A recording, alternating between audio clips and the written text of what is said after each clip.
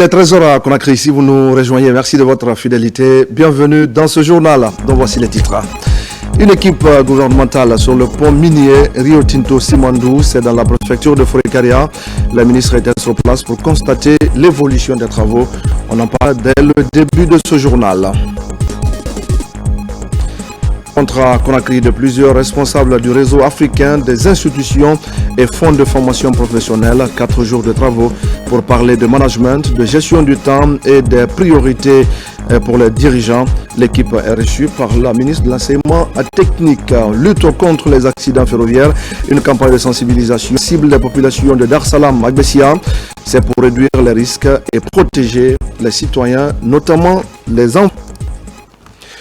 Bonjour à tous. Tout d'abord, à Zérekoré, où le président du CNT a lancé la campagne de sensibilisation autour de l'avant-projet de la nouvelle constitution. Dr Dansa Kourma a rencontré la notabilité pour expliquer le choix porté sur cette ville pour démarrer la campagne de vulgarisation. Lancé Kamisoko.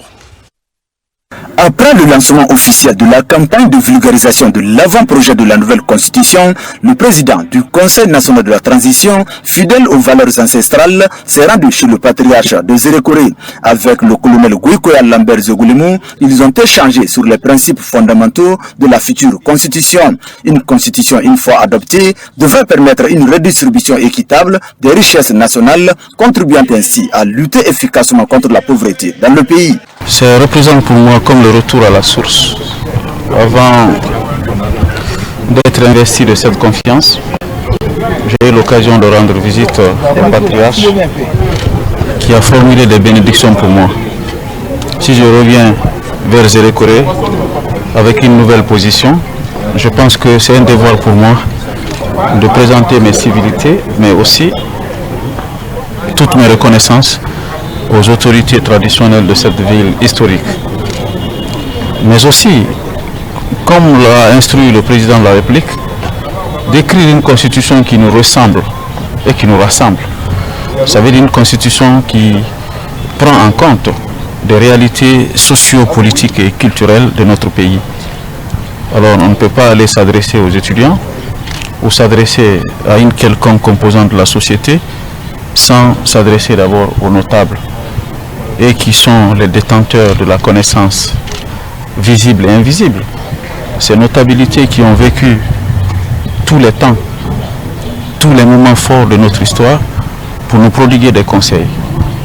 Ces conseils renforcés ou bonifiés par des bénédictions, et le patriarche n'a pas hésité de formuler des bénédictions pour le président de la République. Je sens de l'amour, de la sympathie et de l'empathie de la population de Zérekoré à l'endroit du général.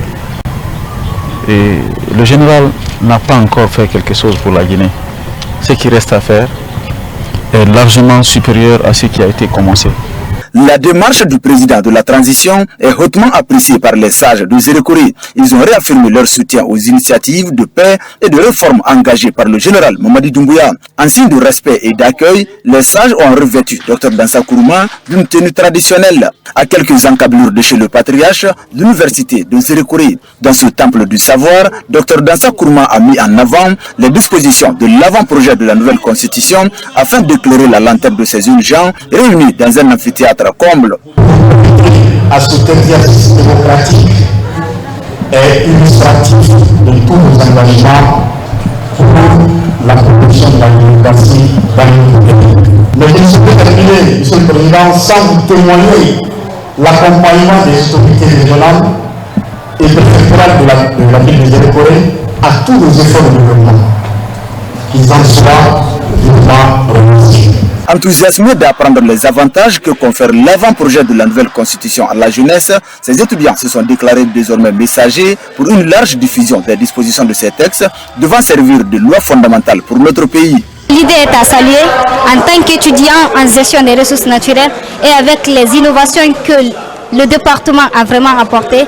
Et je remercie vraiment le général Mamadi Doumbouya parce qu'il est en train de tout donner pour le peuple de Guinée. Un sentiment de joie, de mission que je ressens parce que Dr Dansa Kourma, président du CNT, Il a donné des avantages, des innovations qu'ils ont fait dans l'avant-projet de la nouvelle constitution de la Guinée et qui nous permet, nous, nouvelle génération, nous les jeunes, le présent et le futur de ce beau pays, de prendre part c'est-à-dire à la description ou pour écrire l'histoire de ce pays. Comme l'a dit le docteur Dan Sakruma, même si on n'a pas les moyens, il faut apprendre à faire les petites choses avec grandeur. Vraiment, la nouvelle reconstitution, c'est une bonne chose, c'est une chose à saluer, je peux dire. Cette conférence débat avec les étudiants de l'université de Zérékouré confirme la volonté des autorités de la transition à faire participer la couche juvénile à la prise de décision sur le processus de développement de la Guinée. Et puis je le disais tout à l'heure au sommaire, en route pour le séminaire gouvernemental à Kindia, les membres du gouvernement ont fait escale au port minier Rio Tinto Simandou à Moribaya dans la préfecture de Forikaria. Sur instruction du chef de l'État, ils sont venus constater le niveau d'avancement de ce projet de toutes les attentes. À date, le projet est à plus de 50% d'avancement avec à la clé 35 000 emplois déjà créés. Abakar Junior Kamara. En prélude à la tenue du séminaire gouvernemental à Kindia, l'équipe du gouvernement fait escale sur le site du port minier Rio Tinto Simandou à Moribaya, dans la préfecture de Forikaria. Ce projet d'espoir pour le peuple de Guinée est aujourd'hui à plus de 50% du taux d'avancement, avec 35 000 emplois déjà créés. C'était une opportunité d'amener les membres du gouvernement qui connaissent déjà le site, qu'on essaye de voir à date quel est l'état d'évolution de la construction des infrastructures. Et ça fait plaisir de constater que, conformément au calendrier, au chronogramme de construction, disons, et les objectifs qui étaient prévus à atteindre, les jalons qu'on devait atteindre au 31 décembre 2024, ont tous été atteints le 30 septembre 2024, ce qui montre que le projet est en avance sur le chronogramme prévu dans les accords. Et tout ceci montre à suffisance et l'impact de la vision que le chef d'État a eu à imposer le co-développement. Et là, on est sur le port, le quai de WCS. Derrière nous, c'est le quai de Simfer. Et sans ce co-développement, ce projet Simandou n'allait jamais être une réalité.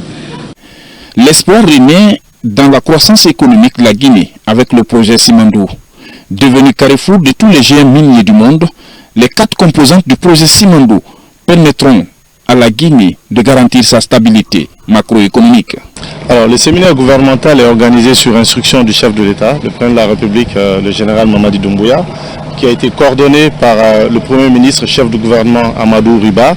Et donc, avec la primature, le secrétariat général du gouvernement a initié, comme cela a déjà été fait dans le passé, un séminaire de coordination du travail gouvernemental où le chef du gouvernement va décliner sa vision, une méthode de travail, et nous allons renforcer l'interministérialité pour que les objectifs assignés pour la gestion des lettres de mission qui nous ont été assignées soient atteints avec une méthode et une coordination qui soient à la hauteur des attentes de nos populations. Le projet Simandou avance avec son cortège de programme Simandou 2040.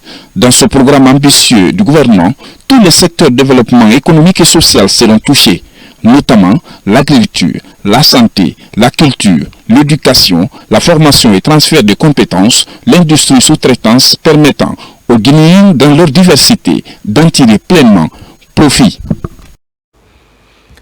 Et puis lancement officiel à Conakry de la 6e enquête démographique et de santé. C'est un engagement du gouvernement à travers le ministère du Plan et de la Coopération internationale. Le Fonds des Nations Unies pour l'enfance appuie ce processus pour disposer d'informations fiables sur la démographie et sur la santé dans notre pays. Daouda Tabansila et Ayasila. En vue de disposer de statistiques fiables et actualisées pour la formulation, la mise en œuvre et le suivi de l'évaluation des politiques et des programmes de développement, le gouvernement guinéen lance officiellement son enquête sur la démographie et la santé.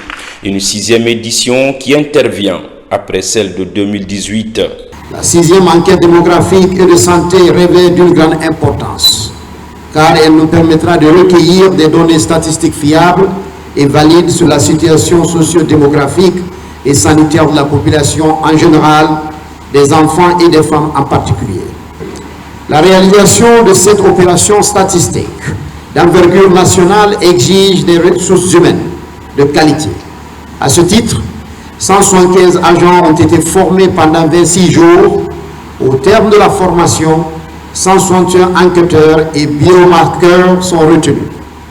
Ainsi, nous tendons la main franche à tous et à toutes, comme à l'accoutumée, pour mobiliser les populations à la base, à l'effet de soutenir l'organisation de la collecte des données sur le terrain. De façon spécifique, l'IDS permettra de recueillir des données statistiques, notamment sur la scolarité, l'accès à l'eau, l'accès à l'assainissement, la fécondité, la mortalité infantile et infanto-juvénile, le paludisme, l'hépatite, l'hypertension, le diabète ainsi que les IST. Les résultats de cette enquête viendront sans doute répondre à un besoin pressant d'informations démographiques et sanitaires à un moment où le gouvernement a engagé plusieurs chantiers dont le plan national de développement sanitaire 2025-2034. Les indicateurs qui seront produits vont constituer des véritables outils de suivi de nos engagements internationaux, objectifs de développement durable, Convention pour le droit des enfants, Plan mondial de lutte contre le paludisme, Objectif d'Abuja de lutte contre le paludisme de l'Union africaine, etc. Pendant environ 3 mois, ces agents enquêteurs seront déployés sur toute l'étendue du territoire national. Ils iront auprès des ménages recueillir des informations conformément aux enseignements reçus. Une action coordonnée par l'Institut national de la statistique à travers les bureaux de stratégie et de développement. Dans l'actualité encore, après s'être doté d'un plan stratégique pour les 5 prochaines années, la Chambre de commerce se lance désormais dans la qualification des personnels de ses bureaux régionaux et préfectoraux, une consolidation des aptitudes qui a commencé par les 64 élus consulaires de la zone spéciale de Conakry et la renforce leur capacité donc sur les rôles, les missions et les prérogatives de l'institution afin qu'ils puissent mieux jouer leur partition dans l'essor de l'économie guinéenne. Abdul Karim Kamara. On appelle cela une soif de performance de la sphère publique. La Chambre de commerce monte au front pour investir dans le capital humain. Les élus consulaires bénéficient pour la première fois d'une consolidation des aptitudes.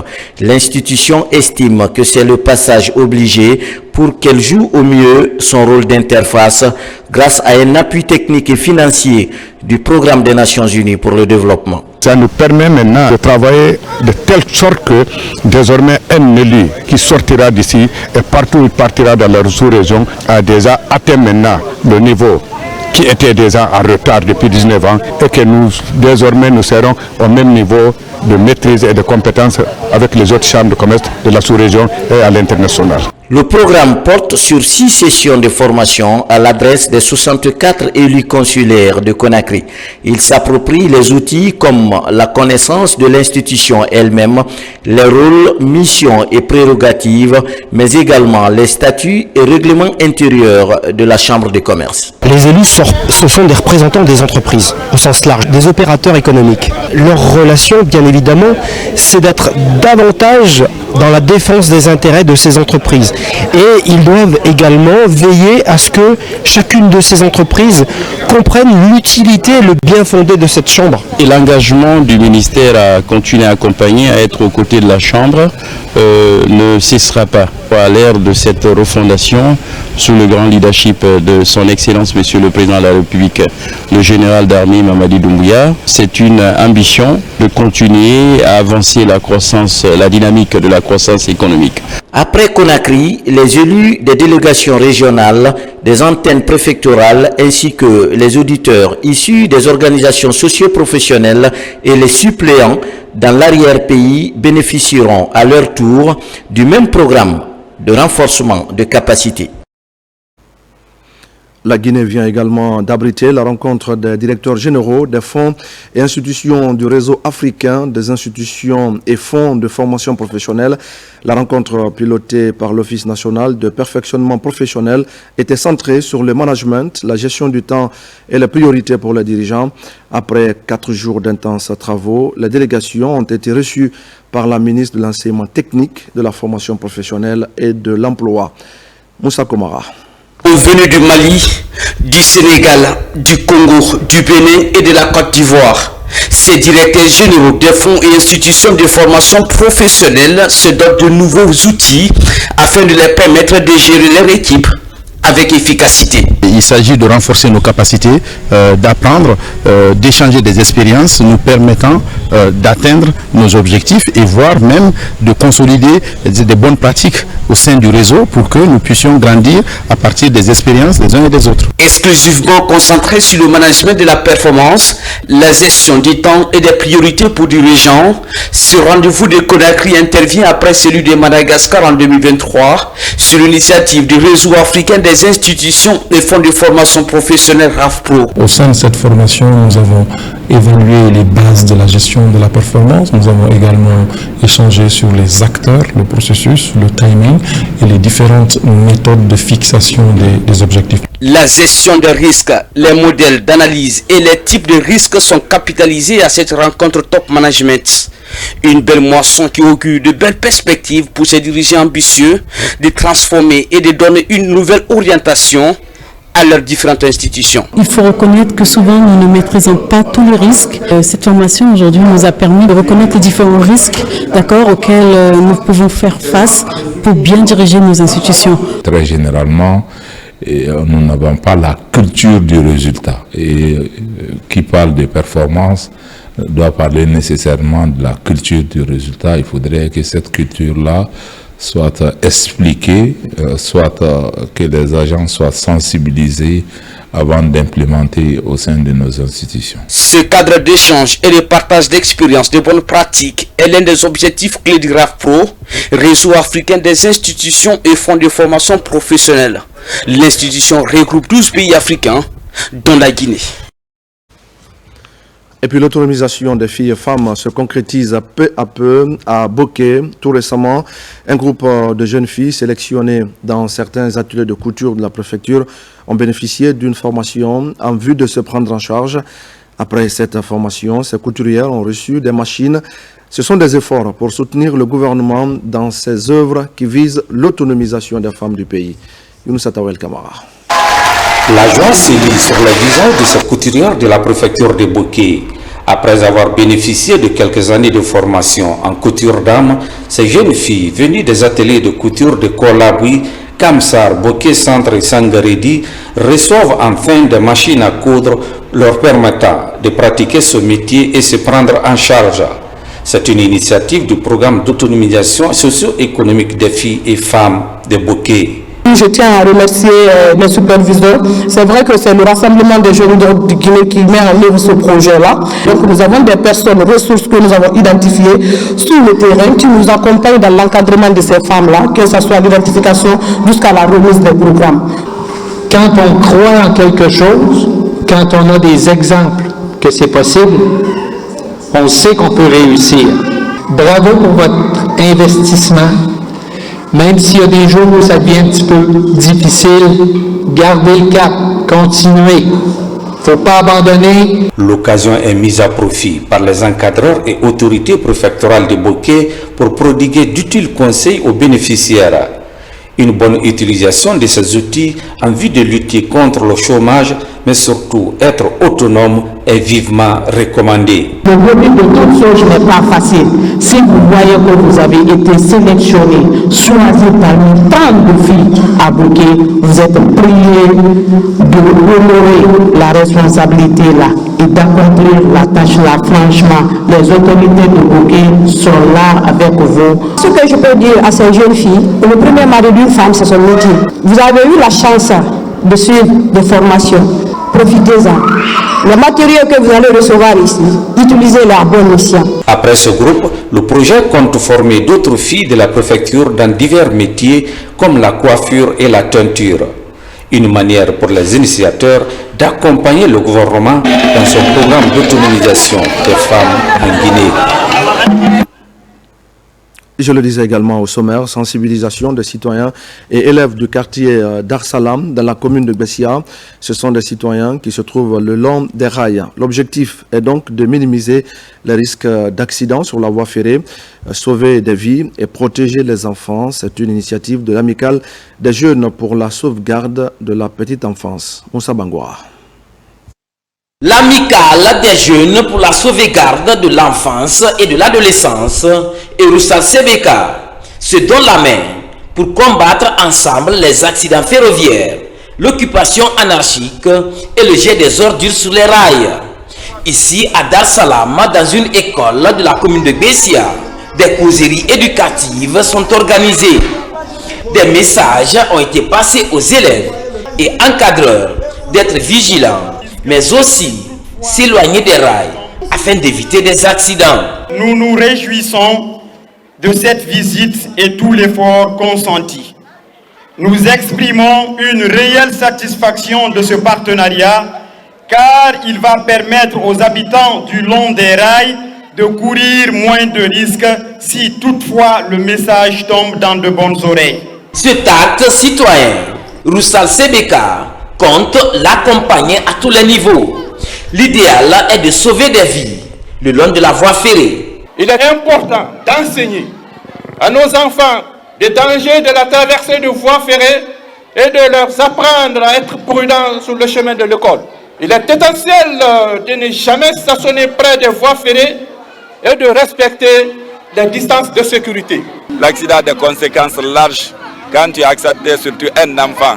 Quand il est accidenté, il peut plus. Donc c'est pourquoi nous sommes là en tant que des enfants pour les sensibiliser, pour leur dire d'éviter, de ne jamais blaguer avec les rails, de ne pas marcher sur les rails, de ne pas s'asseoir sur les rails, d'éviter dans l'emprise partout où il y a des rails, de ne pas considérer les rails comme le lieu des raccourcis. Pendant 3 semaines, des porte-à-porte et sensibilisation de masse seront effectuées par ce mouvement de jeunes le long des rails de Kaloum à Koya. À Télimélé maintenant, le ministre de l'Information et de la Communication vient de relancer les programmes de la radio nationale qui n'était pas reçue dans cette localité depuis plusieurs années maintenant. Des efforts ont été également fournis pour redynamiser la radio rurale de Télémélé avec de nouveaux équipements et dans le même sillage, la construction du siège de la radio rurale est en cours. Tcherno Ousmane Diallo, Amadou Baïlo Bari et Ousmane Ouatsissé. C'est la période de récolte à Télémélé. Dans les villages reculés comme ici à Siraya, la radio demeure un des fidèles compagnons des cultivateurs. Grâce aux récents investissements menés pour la relance de la radio nationale après 15 ans de silence et l'extension de la zone de couverture de la radio rurale, les paysans ont désormais facilement accès au programme de ces 2 médias avec surtout une meilleure qualité d'écoute. Nous pratiquons les activités agricoles. En ce qui concerne la radio nationale, nous l'écoutons aujourd'hui avec beaucoup d'intérêt et nous en sommes fiers. La relance de la radio nationale à Télémélé et l'extension de la sphère d'écoute de la radio rurale font partie d'un vaste programme de couverture intégrale du territoire par les médias publics, conformément à la vision du chef de l'État. Une vision saluée par les populations de Télémélé qui expriment leur enthousiasme à travers un accueil des plus mémorables à l'endroit du ministre de l'Information et de la Communication, émissaire du président de la République. Un accueil chaleureux qui dénote de l'engagement des populations à soutenir le président de la République dans sa vision de transformation socio-économique de la Guinée. À la radio rurale de Télémélé, les nouveaux équipements ont permis de moderniser le travail des techniciens, utilisant désormais des consoles numériques et un nouvel émetteur qui porte encore plus loin la voix des sans-voix. À proximité, un projet se concrétise pour offrir à Télémélé une nouvelle radio rurale avec de nouvelles commodités. Depuis l'arrivée du CNRD au pouvoir, avec à sa tête son Excellence le général d'armée Mamadi Doumbouya, Télémélé ne fait que changer vraiment. Donc nous remercions très sincèrement le ministre de l'Information pour sa visite sur le terrain, parce que ce qui est fait, ce qui est en train de se faire, c'est visible, c'est sans commentaire. Aujourd'hui, les citoyens de Télémélé, sur les instructions du chef de l'État qu'il a instruit à son Excellence Monsieur le ministre, d'aider à tout le monde pour écouter la radio nationale. Vous avez vu, on a écouté aujourd'hui la radio nationale, ça fonctionne à Télémélé un peu partout. Aussi, vous voyez la construction de la radio rurale qui est financée à la hauteur de 1,4 milliard et quelques millions de nos francs. Tout ça là, cette initiative, c'est vraiment salutaire. La vision du chef de l'État aujourd'hui, c'est d'accélérer le développement du pays. Et quand vous parlez de Simandou 2040, c'est une concrétisation aujourd'hui. Et pour que tous les citoyens puissent être informés de ce qui se passe dans le projet Simandou, il faut renforcer les médias d'État à l'intérieur du pays, surtout les radios rurales, parce que nous émettons en langue nationale. Qui émet en langue nationale impacte positivement la population. C'est le lieu de remercier le chef suprême des armées, le général Mamadi Doumbouya, pour son implication personnelle pour le développement des médias d'État, et le lieu aussi de remercier Monsieur le ministre de l'Information et de la Communication, son Excellence Fana Souma, qui n'est pas dans le bureau, qui est sur le terrain et qui pose des actes positifs tous les jours. Après la relance de la radio nationale et l'extension de la radio rurale, le ministre de l'Information et de la Communication a également annoncé le retour imminent de la télévision après 15 ans d'interruption du signal. Sur le site de diffusion, les derniers réglages sont en cours. Je suis d'abord très marqué par la mobilisation que j'ai trouvée sur le terrain. La population de Télémélé est sortie massivement pour nous accueillir et puis également montrer au chef de l'État, chef suprême des armées, qu'elle partage sa vision, la vision de refondation, de rectification institutionnelle. Je suis venu sur instruction du président de la République pour rétablir la radio, la télé, en même temps renforcer les capacités de la radio rurale. Je crois que vous avez constaté sur le terrain, c'est chose faite. Nous allons continuer dans ce sens à œuvrer à ce que la population ait accès à sa radio et à sa télé, mais sans rien payer. Poursuivant son séjour, le chef du département de l'information et de la communication a rencontré le conseil des sages de Télémélé et la Ligue islamique préfectorale. Le ministre a remercié les notables pour leur engagement en faveur de la cohésion sociale et a décrit la vision du chef de l'État pour le développement de la Guinée. On est vraiment satisfait. Vous avez vu la mobilisation qui s'est passée hier. C'est une mobilisation qui vraiment, ça date des années. Au temps de Sékou Touré, vous ne voyez pas une telle mobilisation. C'est pour vous dire que Télémélé adopte et accepte le CNRD. À sa tête le général Mamadi Doumbouya et son ministre de l'information qui est en train de désenclaver Télémélé par rapport à la communication et à l'information. Télémélé est satisfait, Télémélé retient et Télémélé est toujours dans l'esprit du gouvernement et du CNRD.